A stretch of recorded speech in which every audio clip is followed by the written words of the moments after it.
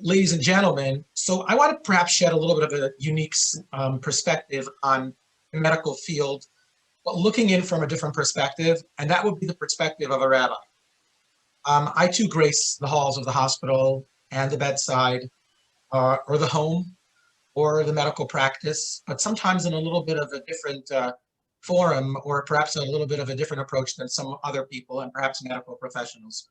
So I'd like to share some of my experiences, and which I think hopefully will be meaningful for you as God willing, one day future medical professionals.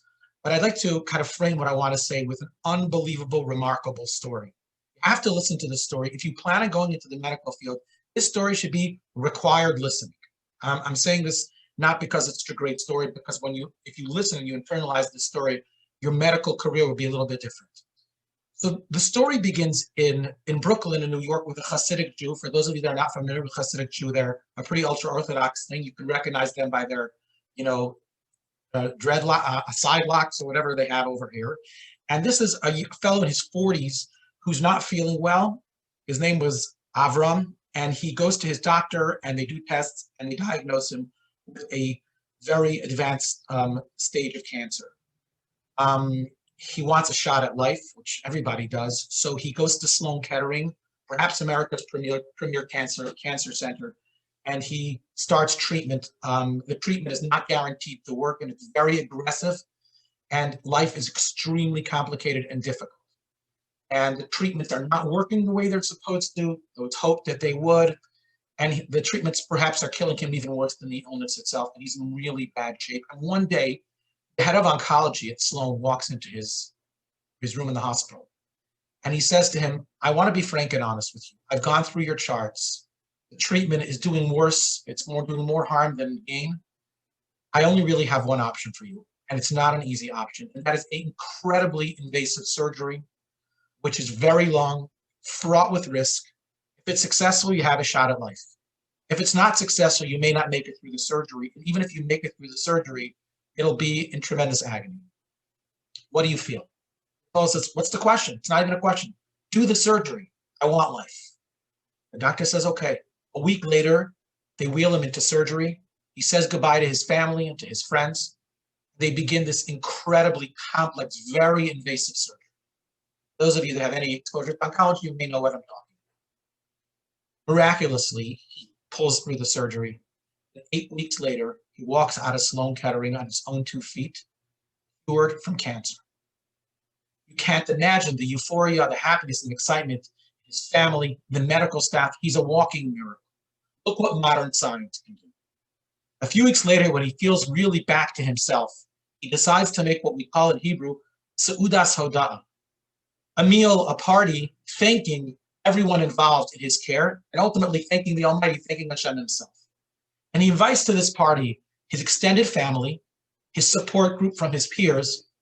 He also invites a bunch of people from the medical staff at Sloan, the nurses, some of the doctors, and clearly he also invites Dr. Jack, the doctor who did the surgery, recommended the surgery, and saved his life. It's a beautiful event at a banquet facility. This is pre-COVID. And the food is great. The speeches are great. There's music, there's dancing, it's uplifting. But the last speech was Avram's speech.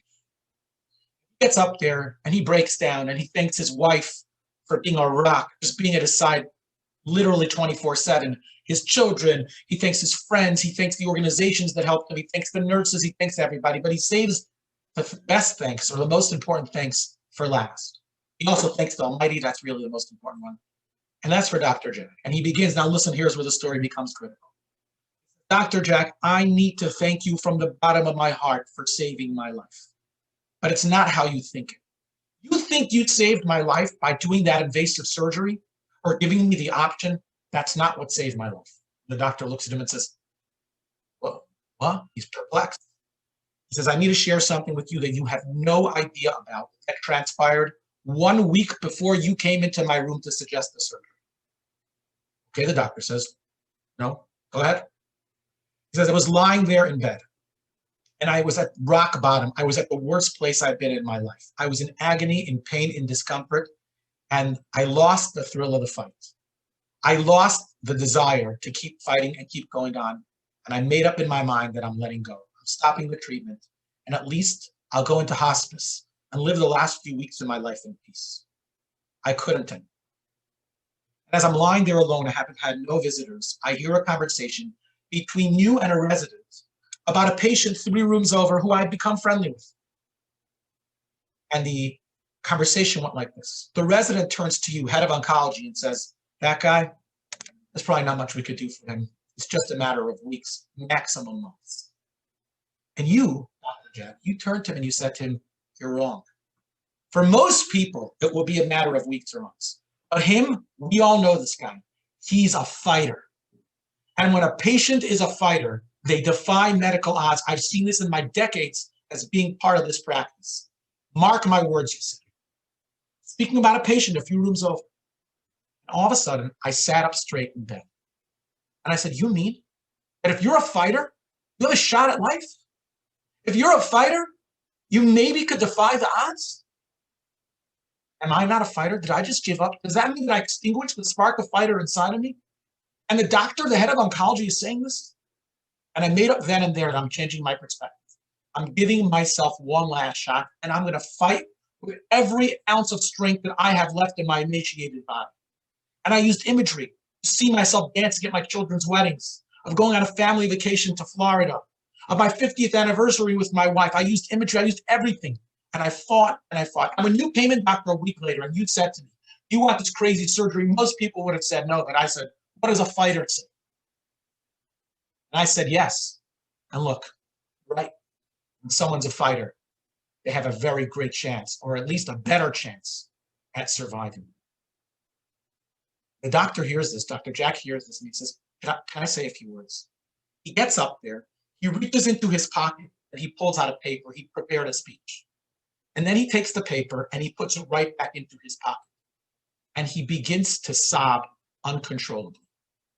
And imagine how awkward is this? The head of oncology, his staff is there, people are there, strangers are there, and he's sitting there and he is bawling uncontrollably.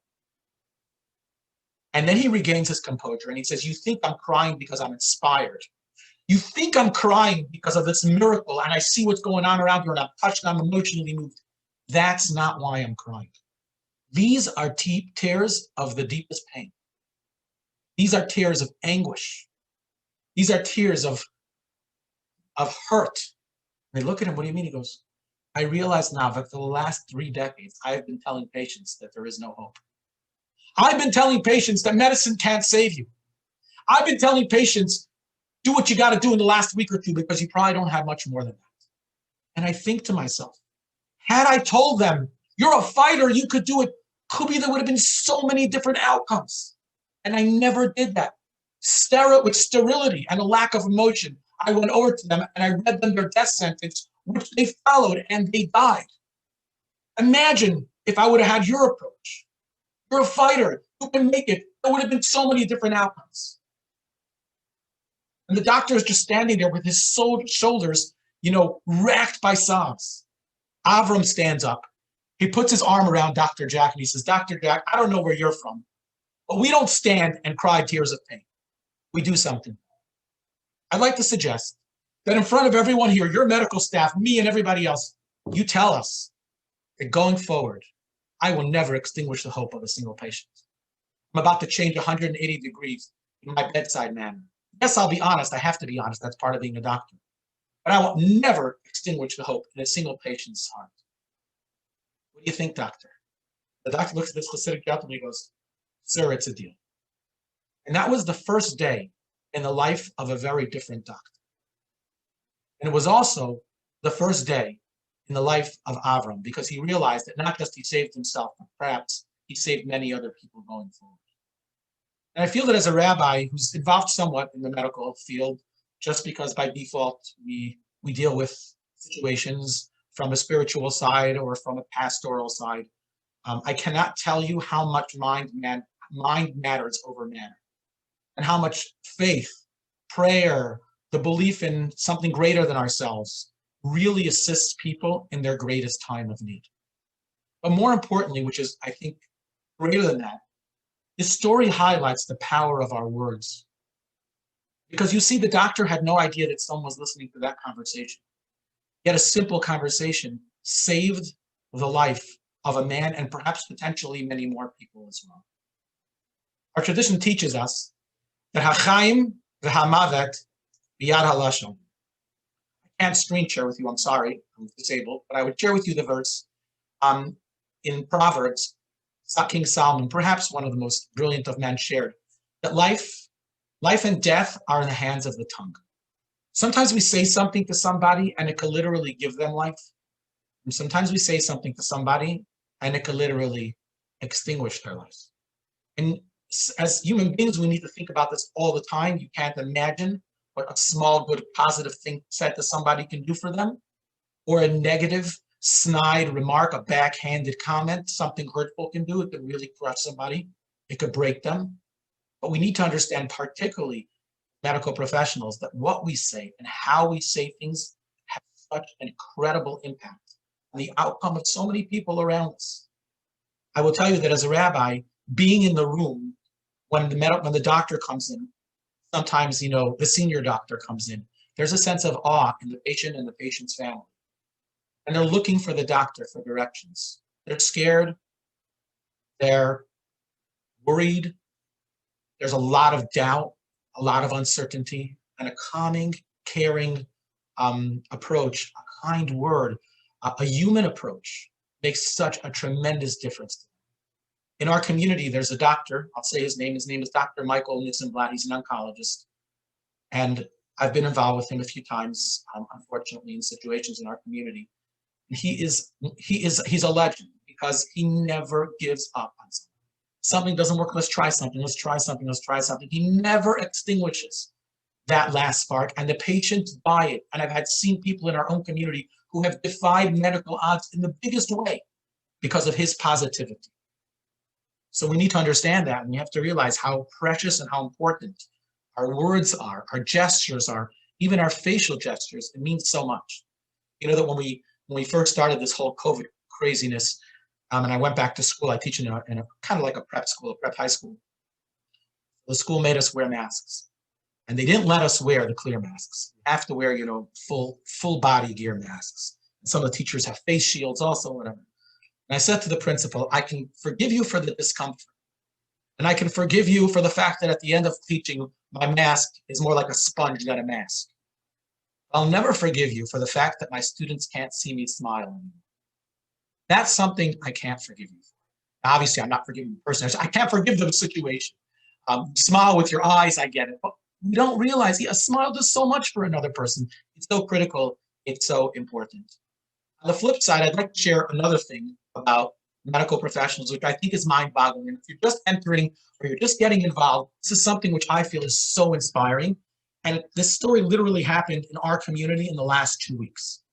So on Shabbat 2 weeks ago, on Saturday 2 weeks ago, someone comes over to me at my synagogue and he says, Rabbi, could we say a prayer for a 14-year-old boy with a brain tumor who's going in for surgery on Wednesday? And he tells me the boy's name. And I listen to the boy's name, and I know this boy. He went to our Hebrew school. I'm not that friendly with him. And it hit me pretty hard. This kid's he's got a 9mm brain tumor, and he's going in for surgery on Wednesday. I didn't even know about it. So Saturday night, I call his parents. And I said, guys, first I just wanted you to know that we will be praying every day, 3 times a day for the health and the well-being of your son. He's so important to us, and we're there for you if you need anything, whatever we do as rabbis, etc. Then I said to them that I'd like to make 2 small suggestions. Question number 1 I want to ask you is, did you get a second opinion? Sometimes people are so caught up in the moment. They said, we don't need to. Our child's having surgery at CHOP, Children's Hospital of Philadelphia, a premier pediatric facility, one of the best. I said, I agree with you, and if you're comfortable, I'm not inserting myself, but they are going to cut your child's skull open and take out the tumor. I think it's a good idea to get a second opinion. If you don't mind, and again, totally, you have my blessings, whatever you plan to do, I would love for you guys to get a second opinion. Someone says to me, but the surgery scheduled for Wednesday, I wouldn't even know where to start. So I said to her, you have nothing to worry about. There's a beautiful Jewish organization called ECHO out of Muncie, New York. A bunch of Jewish people got together, and they made this organization called ECHO, which helps with medical referrals. It's free. Let's get your son's scans. I'll call ECHO, and let's see if they can help.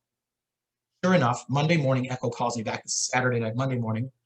And the guy says to me, listen, based on what preliminary stuff we're seeing, the best pediatric neurosurgeon in the United States is in Tampa. And he works for one of the hospital. He works for what's the hospital in Baltimore called, whatever. They have a branch out in for Hopkins. They have a branch out in Tampa. And he's the best guy. Rabbi, he says, this is his email address. Ask him to take a look at the scans. I'm like, the guy's not even going to read my email. He's the top pediatric neurosurgeon in the United States. And if anyone wants to know his name off record, I'm happy to share with you. I didn't ask him permission to share his name. He's like, try it. So I email this guy and I say, listen, I'm a rabbi. I don't know anything about brains or brain tumors. But I have a young, beautiful 14-year-old in my community who's going under the knife on Wednesday, and they did not get a second opinion. Please, you find it within yourself to find the time to look at it and advise us. An hour later, there's an email in my inbox. Of course, if there's anything I could do, I can help. I'm on vacation, so you're going to have to email me scans because I can't even access the hospital's portal. But if you email me them, I'll look them over carefully, and I'll give you my professional opinion. Problem is that CHOP doesn't have a way to download the pictures, so you need to get a portal. It's the only real way to see the imaging. I emailed the doctor back, I'm so sorry, I know you're on vacation, I feel so sorry, but I can't, I spent an hour with customer service and tech support we couldn't download the images. He says to me, don't worry about it. I'll find a place where I can get on a computer. This is more important than my vacation. A few hours later, he's like, I looked at the scans, I looked through everything, I think it's gonna be okay. Who's the surgeon? I shared the surgeon's name. He says, Jack, well, now his name isn't Jack, but his name is a friend of mine. He's an excellent surgeon. If it was my child, I'd feel comfortable. Do the surgery and do it now. So I'm able to call the parents back and I'm able to tell them, I looped the mom into all the emails. She saw everything. We just got an opinion from perhaps the top pediatric neurologist neurosurgeon in the United States. And he thinks that it's a good idea for your son to go over, and he's happy with the guy doing it. You can't imagine the peace of mind that the boy and the mom had. And the kid had a surgery. Thank God it was a benign tumor. He doesn't need radiation and he doesn't need anything else. He just needs to get scanned initially every 3 months, then every 6 months, and then once a year. And there's a great happy ending to that story. What I want to pull out of this story, which I think is so important to understand in the beginning, is the hero in this story is the doctor. He had no reason whatsoever to answer my email. He's 1,000 ways to justify why he's too busy to see that email. It's not his patient. He's never heard of me. He's never heard of the patient. Zero. Yet this man, not only does he respond to me and help out, he's on vacation. Who knows where he drove? Try to find a place to see the scans, to give parents peace of mind. That's a good person. And that's a person who went into the medical professional 100% for the right reason. And becoming the head or becoming the top never got to his head. On the contrary, it just brought him up. And we have a responsibility going forward as medical professionals to think about, what kind of doctor are we going to be? Are we going to be a people's doctor or are we going to be a doctor's doctor? That's the question that you have to ask yourself. And I think it's a critically important question to ask. I want to share something really interesting about something called Bikur Cholim. Some of you probably have heard of the concept of Bikur Cholim, and some of you may have not. There's a biblical commandment to visit the sick. So if you hear that somebody's sick, you're not mandated, but you fulfill a positive commandment if you go and you visit them. Now, here's the fascinating part. There's actually laws or there's parameters in the mitzvah of Bikur Cholim, of visiting people, of paying a visit to the sick. And I want you to know that visiting the sick is not just something for the layman. If a doctor walks into a patient's room, they too get the mitzvah of Bikur Cholim, of visiting the sick. But there's 3 components to the mitzvah, to the commandment of Bikur Cholim. Number 1 is the physical commandment. The physical commandment is if you know somebody who's sick, and 1 second, and they're up to visitors, you cleared it with them or with their family. Sometimes the last thing in the world anyone wants is a visitor from the outside who doesn't understand and doesn't know. But if those all line up, going to visit them, sitting down by their bedside, trying to either alleviate their mental stress and into something else. I remember I one time visited a fellow who was really sick in the hospital, and he had just had major surgery, and his whatever. He was all stapled up straight down his midsection, and like I saw he was down, and I made a joke, and he started laughing. And he's I'm in such agony because my staples, everything is. No, Rabbi, I say jokes. It's worth it. It's worth it. I just need to get picked up a little bit. So you have to be careful. You have to gauge where you're at. But physically means going down there to the hospital, to the patient's bedside, to the facility, wherever it is, and paying a visit, trying to show them that you care about them, and perhaps getting their mind off of this illness, getting their mind off of sickness, if that's the right approach. Sometimes people don't want to do that. You kind of need to figure it out. And it's a learned skill. It doesn't happen by itself. So physically. The second component of Bikur Cholim is monetarily or financially, and that is ensuring that the person has what they need, even if it means spending or collecting or whatever it is. Now, included in that is food for them, obviously, is if they need medication, even helping people with doctor's bills, but also an extended component of that is their family. When a patient knows that their family is being taken care of, that financially they're being helped, that somebody's being sent over to help the children do homework, meals are being served to the family. That's a component of Bikur Cholim, a financial component, where we're able to help other people. You cannot imagine the peace of mind that it brings a person to know their family is taken care of. I can't go further without mentioning one international organization called Chai Lifeline, which I don't know if you've heard of, but God willing you will. I mean, God willing you won't. Chai Lifeline is the most incredible organization that assists so many children and teenagers who have cancer and other terminal illnesses with everything a human being could possibly think of. They will send a cleaning help over to the house to clean it. They will bring rides for the family member, meals, they bring entertainment, iPods to the patients, school learning so the kids don't fall behind in education. They're amazing and they're wonderful. That's Bikur Cholim in the highest level. But then here's the most interesting part. There's another component of Bikur Cholim, and that is the spiritual component. Now you may say, what's the spiritual component? So first of all, our tradition teaches us, Jewish law teaches us, that if you go and you visit a sick person and you don't pray for them, you don't get the mitzvah. Now, praying doesn't mean you walk over to them, you put your hands on the sick person, and you're like, may the Almighty send health and healing to you. No, they're not a sheep. And even with sheep, we don't pray that way. You can pray in your heart. You don't have to even verbalize or enunciate anything. You just walk in the room and say, God, please help this person. They really need it. So there's the spiritual component. We believe as Jewish people that it's not just the monetary or the physical part that helps a person get better. It's also praying for them. And that's something that could be done remotely. To take care of someone physically, maybe you have to be there. Even monetarily, you have to somehow be involved. But to pray, anyone could pray. But most importantly, if you do go to a sick person, literally say a prayer for a moment. Say, God, please help this person. That is considered a bona fide prayer, 100%. I'll share with you something fascinating which has happened to me in the hospital hall so many times. So I'll walk through the halls. I'm planning on visiting somebody, and someone will randomly stop me and say, are you a rabbi? And I'm like, and I just play one on TV. Like, I don't say that. But like, of course, well, yeah, I'm a rabbi. I do have a tag, and I have a kippah, and you guys can't see this, but I do have the string situation going on over here. They know I'm a rabbi.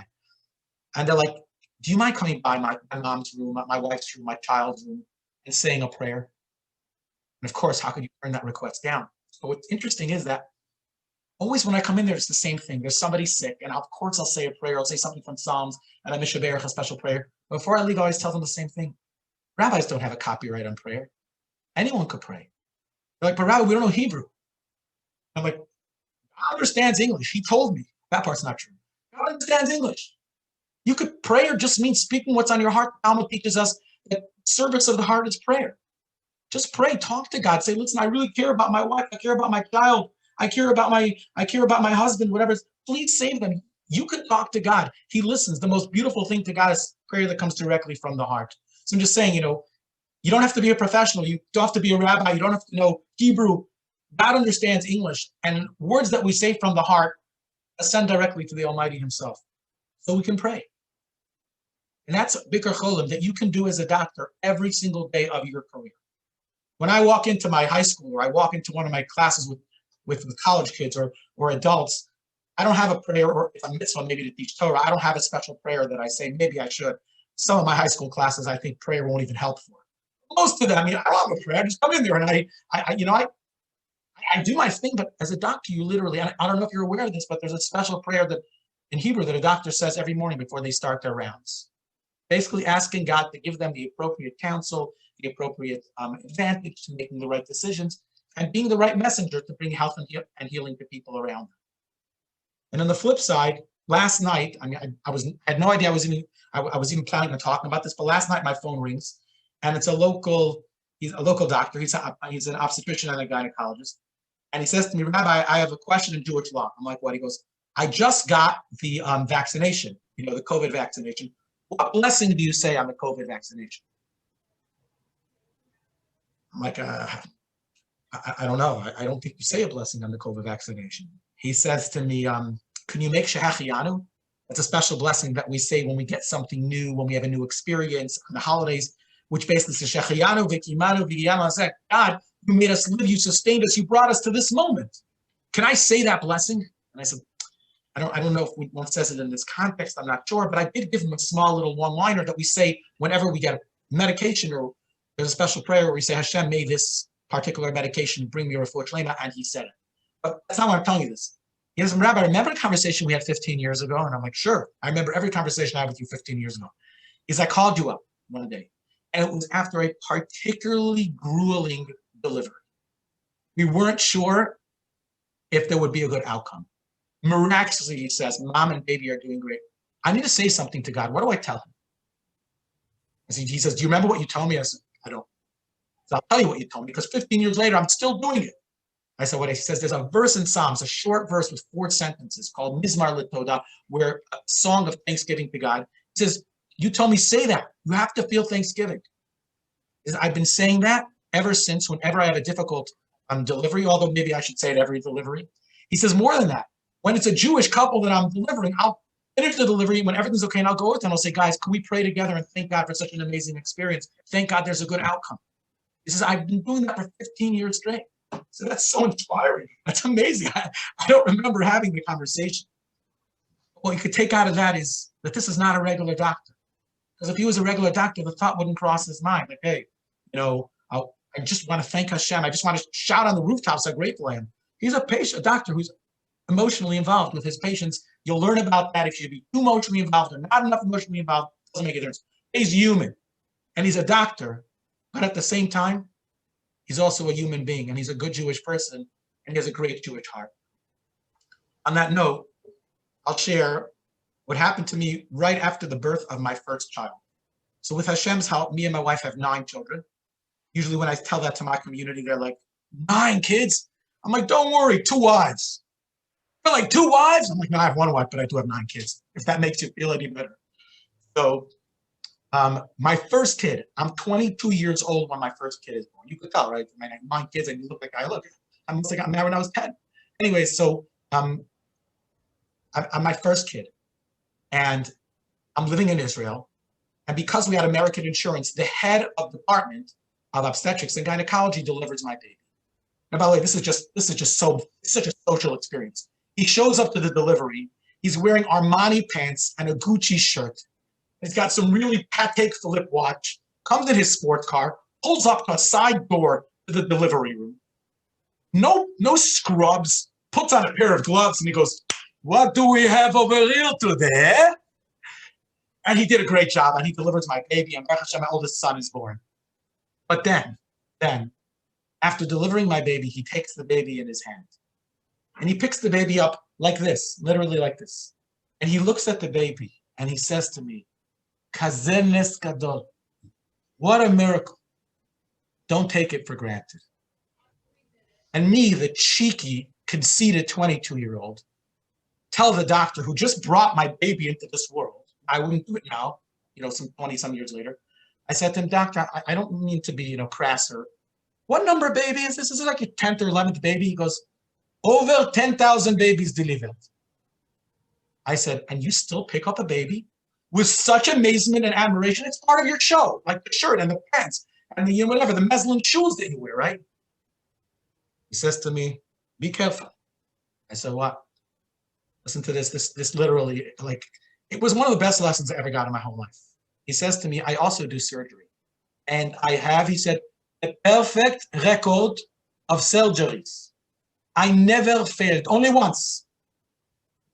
I said, oh, I did surgery on my own wife. which is not advisable, but he did. He says, Shlomo, we don't have any kids because of that. He says, when I picked your baby up, I don't care if it's 10,000 or it's 12,000, and I saw a little baby, another life, and the amazing, amazing merit that you have to bring another life that you're going to have God willing for so many years. Yes, I picked this child up, and I pick it up with admiration, and I pick the child up with amazement, and you're lucky, and never forget that for a moment of your life. That's a doctor that I emulate. And that's a doctor that you should emulate. Somebody who cares about what he does, but more importantly, realizes the incredible blessing of what he's capable of doing. So these are perspectives of a totally unprofessional, medical unprofessional. Just a rabbi who sometimes goes to the hospital, sometimes pays visits of Bikur Cholim, and sometimes has a front row seat that other people don't have. And I'll conclude with perhaps my single craziest story that ever happened to me in the world of medicine. My phone rings one night. It's about 10:30 p.m. and a woman's on the line who I knew, her kid went to Hebrew school years earlier. She says to me, my 52-year-old sister is at a Care One facility in hospice, 3 minutes away from my house. The doctors give her maybe an hour or two. Can you go down and administer last rites? We don't have something called last rites, but we do have end of life prayers. So I go down there. By the time I get there, I call the facility. They said it's not imminent. It's probably not going to be for another hour or two. You don't have to come the second off to drop everything. I get down there. It's about 11:15 or 11:30. And they say to me, go, she's in this room. And I come into this room. The place is dead. There's no one around. The lights are dimmed in the halls and everything. And I walk into the room. There's one small bulb burning. There's no one in the room with her, which to me was so sad. And there's this woman lying there in a fetal position. She's skeletal. And she's just lying there in a coma. She's been in a coma for a few weeks. So I sit down there. I take out my prayer book, the special prayer book that we have for end of life. I leave the door open a little bit. I don't want to be alone in the room, ever. And I start saying the prayers.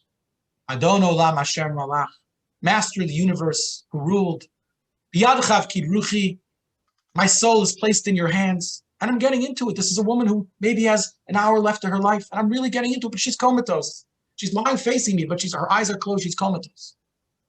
And then I get up to the Shema, perhaps the pivotal moment of the end of life prayers, where we declare that we trust and we believe Hashem, whatever the circumstances are. And at that point, I'm probably saying it pretty loud. I think I lost myself. And I'm like, Shema, Israel, Hashem, Elokeinu.